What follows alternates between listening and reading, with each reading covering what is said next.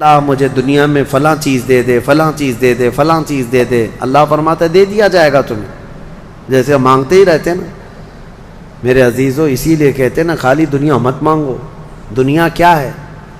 یہ سب مانگنا کہ میرا بزنس، میری تجارت، میری جائیداد، میری پراپرٹی، میری زمین، میرا فلاں یہ بڑھتا جائے بڑھتا جائے، یہ دنیا ہی تو مانگ رہے ہو آپ۔ اور اللہ فرماتا ہے جس نے ہم سے آخرت مانگی ہم اس کو دنیا بھی دیں گے اور آخرت بھی دیں گے۔ اسی لیے دوسرے پارے میں اللہ نے فرمایا فَمِنْهُمْ مَنْ يَقُولُ رَبَّنَا آتِنَا فِي الدُّنْيَا وَمَا لَهُ فِي الْآخِرَةِ مِنْ خَلَاقٍ، جنہوں نے یہ کہا نا ربنا آتنا فی الدنیا، اے ہمارے رب دنیا میں ہمیں کچھ دے دے، اللہ فرماتا ہے دے دیا جائے گا۔ وَمَا لَهُ فِي الْآخِرَةِ مِنْ نصیب، اور آخرت میں ان کا کوئی حصہ نہیں ہوگا۔ من خلاق، آخرت میں کوئی ان کا حصہ نہیں ہوگا۔ وَمِنْهُمْ مَنْ يَقُولُ رَبَّنَا آتِنَا فِي الدُّنْيَا حَسَنَةً وَفِي الْآخِرَةِ حَسَنَةً وَقِنَا عَذَابَ النَّارِ أُولَٰئِكَ لَهُمْ نَصِيبٌ مِّمَّا كَسَبُوا۔ اللہ فرماتا ہے اور جنہوں نے کہا اے ہمارے رب ہمیں دنیا میں بھی اچھائیاں دے دے اور آخرت میں بھی اچھائیاں دے دے، رب فرماتا ہے، اور جنہوں نے یہ کہا اے اللہ ہم کو عذاب دوزخ سے بچا لے، رب فرماتا ہے یہ وہی لوگ ہیں جنہوں نے حقیقت میں حصہ حاصل کر لیا، آخرت بھی مانگ لیا، دنیا بھی مانگ لیا۔ دعا میں ہمیشہ یہی کیا کرو کہ اللہ ہماری آخرت اچھی کر۔ یہاں مانگ کر کے کتنا لے لو گے؟ کتنا لے لو گے؟ کتنے دن تک؟ چلو آج آپ نے صحت مانگی، اے اللہ مجھے صحت عطا کر، طبیعت اچھی رکھ، اچھی بات ہے، لیکن کتنے دن تک رہو گے؟ 80 سال، 100 سال؟ 80 سال کے بعد جب بال سفید ہونے لگیں گے تب پھر تم یہ مانگو گے کہ اللہ پھر میرے بال کالے کر دے۔ پیٹھ جھکنے لگے گی تب یہ کہو گے کہ اللہ میری کمر سیدھی کر دے۔ دانت جھڑنے لگ جائیں گے کہو گے پھر اے اللہ میرے دانت صحیح کر دے۔ نظام ہے کائنات کا، صحت کو جانا ہے تو جو جانے والی چیز ہے اس کو ہی ہم مانگ رہے ہیں، جو ہم سے رخصت ہونے والی چیز ہے وہی ہم مانگ رہے ہیں۔ اولاد مانگ رہے ہو یہ بھی چھوٹنے والی چیز ہے، یہ ہم سے چھوٹنے والی چیز، ہر وہ چیز مانگتے ہیں ہم یہاں پر جو ہم سے رخصت ہونے والی ہے، اور جو ہمیشہ رہنے والی ہے وہ جنت ہے، اس کا سوال کیوں نہیں کرتے؟ اور ایک امام شیخ سعدی رحمۃ اللہ علیہ کی کتنی پیاری بات ہے، سنو۔ فرماتے ہیں موت سے بچنا ممکن ہے کسی کو؟ بتائیں کوئی بچ سکتا ہے؟ پاسبل ہے؟ موت سے بچنا کسی کے لیے بھی ممکن ہے؟ نہیں ہے، سب کو پتہ ہے، سب کو پتہ ہے امپاسبل، لیکن اس کے باوجود بھی بچنے کے لیے 1000 دوائیاں کھاتے ہیں ہم۔ سب کو معلوم ہے کہ موت سے نہیں بچتے ہیں، لیکن اس کے باوجود بھی بچنے کے لیے ہم روز کچھ نہ کچھ کر رہے ہیں۔ ہم اپنے جسم کو صحیح کرتے ہیں یا بیماریوں کو صحیح کرنے کے لیے پیسہ بھی بہاتے ہیں، سب کچھ کرتے ہیں، ہمیں پتہ ہے کہ ہم نہیں بچ سکتے پھر بھی خرچہ کرتے ہیں۔ شیخ سعدی کی سوچ دیکھو، فرماتے اور انسان کو یہ پتہ ہے کہ جہنم سے بچنا ممکن ہے، موت سے بچنا تو ممکن نہیں، لیکن دوزخ سے بچنا ممکن ہے۔ کیا سب کے اوپر کمپلسری ہے جہنم میں جانا؟ نہیں۔ تو جس سے بچنا ممکن ہے اس کے لیے کوشش بھی نہیں کرتا، اور جس سے بچنا ممکن ہی نہیں اس کے لیے روز کوشش کرتا ہے۔ یہ کیسی سوچ ہے انسان کی؟ موت سے نہیں بچ سکتے، کوشش ٹھیک ہے تم دوائیاں کرتے رہو، لیکن کوشش یہ کرو کہ اللہ مجھے دوزخ سے بچا لے، مجھے آخرت کے عذاب سے بچا لے۔ میرے عزیزو ہمارا سارا نظام اسلام کا آخرت پر ٹکا ہوا ہے، اسی لیے رب تعالیٰ نے فرمایا من کان یرید حرث الآخرۃ نزید لہ فی حرثہ۔ ایک بات میں آپ کو بتا دوں، اگر اسلام سے آخرت کا کانسیپٹ نکال دیا جائے تو پورا دین کھوکھلا ہو جائے گا۔ یعنی پھر کس چیز کے لیے کر رہے ہو تم؟ نماز کیوں پڑھ رہے ہو؟ چوری سے کیوں بچتے ہو؟ شراب کیوں نہیں پیتے؟ ہر چیز کا تعلق تمہارا آخرت سے جڑا ہوا ہے، آخرت سے۔ کیوں؟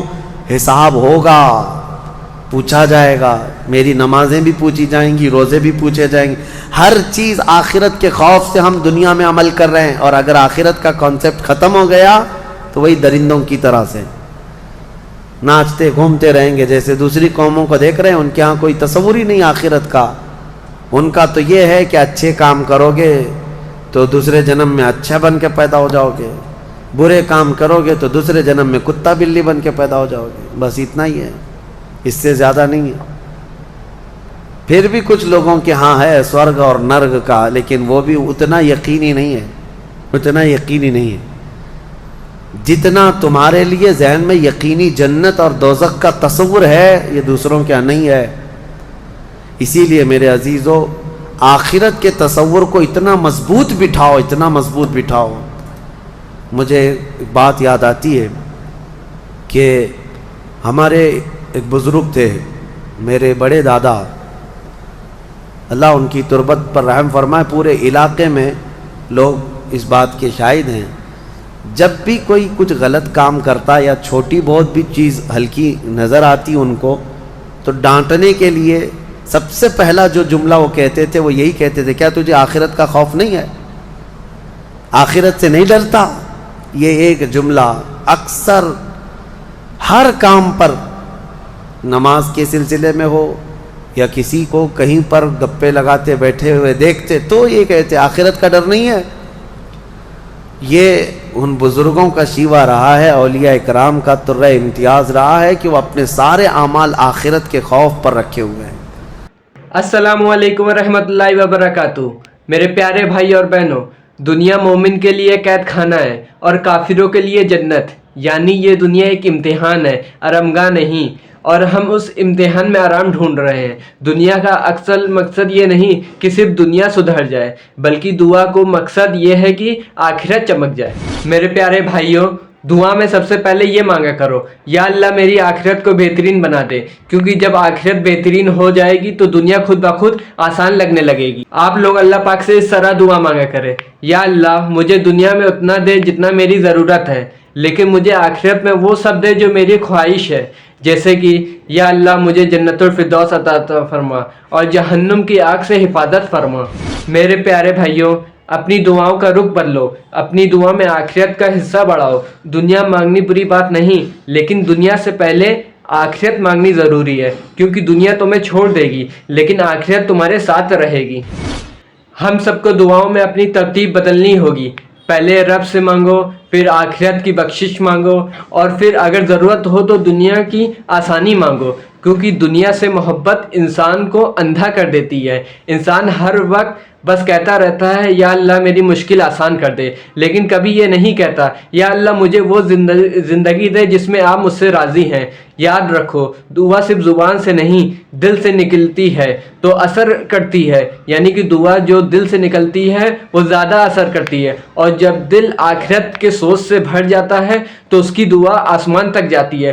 سبحان اللہ۔ میرے پیارے بھائیوں، آپ لوگ اس ویڈیو میں دیکھ سکتے ہیں حضرت حاتم اعصم رضی اللہ تعالیٰ عنہ بڑے پائے کے بزرگ ہیں، فرماتے ہیں نماز جب پڑھتے تھے تو کہتے میرا تصور یہی ہوتا ہے، میرا تصور یہی ہوتا ہے کہ موت میرے گردن کے پیچھے، ملک الموت یہی ہے، یہ سوچتا ہوں کہ اب آخری نماز ہے، میری آخری نماز ہے، اور دونوں طرف میرے جہنم کے گڑھے ہیں، ادھر بھی ادھر بھی، میں اگر تھوڑا سا بھی ہل جاؤں تو ہو سکتا ہے ادھر کے گڑھے میں یا ادھر کے گڑھے میں، اور پیچھے ملک الموت ہے اور سامنے رضائے الہی ہے اور جنت ہے، میں بڑھنے کی کوشش کر رہا ہوں۔ اس تصور کے ساتھ وہ نماز پڑھتے تھے، اس تصور کے ساتھ، اور سجدے میں جاتے تو یہ کہتے کہ میرا آخری سجدہ ہوگا، ملک الموت پیچھے ہی کھڑا ہے میری گردن کے پاس، اور اگر میں تھوڑا بہت ہل گیا تو ادھر بھی دوزخ ہے، ادھر بھی دوزخ ہے، سامنے کی طرف مجھے پورا تصور جمانا ہے، رضائے الہی ہے اور جنت میری یہاں ہے۔ تو ان کے سارے تصورات ہر کام میں آخرت پر ڈیپینڈ تھے۔ میرے عزیزو، آج لوگوں میں جو بد عملی آئی ہے اس کی ایک بڑی وجہ یہی ہے، ہمارے بچوں میں اور نوجوانوں میں آخرت کا ڈر کم ہو گیا، ڈر کم ہو گیا۔ یہ جتنے بھیانک گناہوں میں آج ملوث ہیں، ان کو ڈر نہیں ہے، ان کو خوف نہیں ہے۔ پوچھا گیا حضور سے سب سے کم عذاب کیا ہوگا، سب سے کم کسی کو عذاب دیا جائے گا اگر دوزخ میں تو کیا ہوگا؟ فرمایا گیا کہ اس کو آگ کی جوتیاں پہنائی جائیں گی جس کی گرمی سے اس کا بھیجا پک کر کے ابل رہا ہوگا۔ یہ سب سے ہلکا عذاب ہے دوزخ کا۔ پھر جہاں اللہ نے عذاب علیم کہا، عذاب عظیم کہا، عذاب مہین کہا، دردناک عذاب، بڑا عذاب، ذلت والا عذاب، تو پھر وہ کیسا ہوگا؟ بہرحال خلاصہ کلام میرا یہ ہے، آج ہم نے تلاوت میں یہی پایا کہ اے لوگوں تم آخرت کے تصور پہ جیتے رہو، دنیا فانی ہے، دنیا فانی ہے، حساب کا ایک دن آئے گا۔ فَمَن يَعْمَلْ مِثْقَالَ ذَرَّةٍ خَيْرًا يَرَهُ وَمَن يَعْمَلْ مِثْقَالَ ذَرَّةٍ شَرًّا يَرَهُ۔ اللہ فرماتا ہے جس نے رائی کے دانے کے برابر نیکی کی وہ بھی دیکھے گا قیامت کے دن، اور جس نے رائی کے دانے کے برابر برائی کی وہ بھی قیامت کے دن دیکھے گا۔ آخرت آخرت آخرت، اپنے بچوں میں بھی ڈر اسی بات کا ڈالو کہ اللہ کریم کے ہاں حساب ہونا ہے، اللہ کے ہاں حساب ہونا ہے۔ آپ کو بتائیں وہ صحابی رسول جو گھر فجر کی نماز دوڑ کر کے چلے جاتے تھے، حضور کے پیچھے نماز پڑھتے تھے، کیوں؟ صحابہ اکرام نے ان کی شکایت کی تھی کہ یا رسول اللہ یہ نماز پڑھ کے اتنی تیزی سے بھاگ جاتے۔ حضور نے ان سے کہا پوچھو، ایک دن پکڑو۔ ایک دن انہیں روک لیا گیا، پوچھا گیا کیوں اتنی جلدی چلے جاتے ہو؟ انہوں نے کہا میرے پڑوسی میں، میرا پڑوسی ایک یہودی ہے، اس کے آنگن میں کھجور کا ایک درخت ہے اور اس کے شاخیں میرے آنگن میں بھی آئی ہیں، پکی کھجوریں صبح صبح گر جاتی ہیں آنگن میں، میرے بچے اٹھ جائیں تو کہیں وہ کھجوریں اٹھا کر کھا نہ لیں، اس لیے میں جلدی چلا جاتا ہوں کہ وہ کھجوریں جمع کر کے میں اپنے پڑوسی کو دے دوں۔ یہ آخرت کا ڈر ہے، یہ آخرت کا خوف ہے۔ عزیزان گرامی اوقات، اپنے بچوں کو اس بات کا ڈر ڈالو۔ ماشاءاللہ، آپ نے مفتی سلمان اظہری کی یہ بیان پورے دیکھ لیے ہیں۔ تو اس ویڈیو سے ہم لوگ کو یہ سبق ملتا ہے، دعا صرف دنیا کے لیے نہیں ہوتی بلکہ آخرت کے لیے ہوتی ہے۔ دنیا تو ایک دن ختم ہو جائے گی لیکن آخرت ہمیشہ کے لیے رہے گی۔ اس لیے جب دعا کرو تو پہلے یہ کہو، یا اللہ میری آخرت سدھار دے، یا اللہ مجھے جنت دے اور جہنم سے بچا لے، کیونکہ اگر آخرت بہترین ہو جائے تو دنیا اپنے آپ بہترین ہو جائے گی۔ دنیا مانگنا بری بات نہیں، لیکن پہلے آخرت مانگو، کیونکہ دنیا تمہیں چھوڑ دے گی لیکن آخرت تمہارے ساتھ رہے گی۔ رسول اللہ صلی اللہ تعالیٰ علیہ وسلم نے فرمایا جو آخرت کے لیے کام کرے گا اللہ اس کے لیے دنیا بھی آسان کر دے گا۔ تو آج سے دعا کرتے وقت پہلے یہ کہو، یا اللہ مجھے تو اپنا بنا لے اور میری زندگی اور موت دونوں ایمان پر لکھ دے۔ امید کرتے ہیں آپ لوگوں کو ویڈیو پسند آئی ہوگی، آپ نے پورے بیان دیکھ لیے ہیں۔ اگر آپ کو ویڈیو پسند آئی ہو تو ویڈیو کو لائک کر دیجئے اور چینل کو سبسکرائب کر دیجئے۔ تو ملتے ہیں اگلی ویڈیو میں، تب تک کے لیے السلام علیکم ورحمۃ اللہ وبرکاتہ۔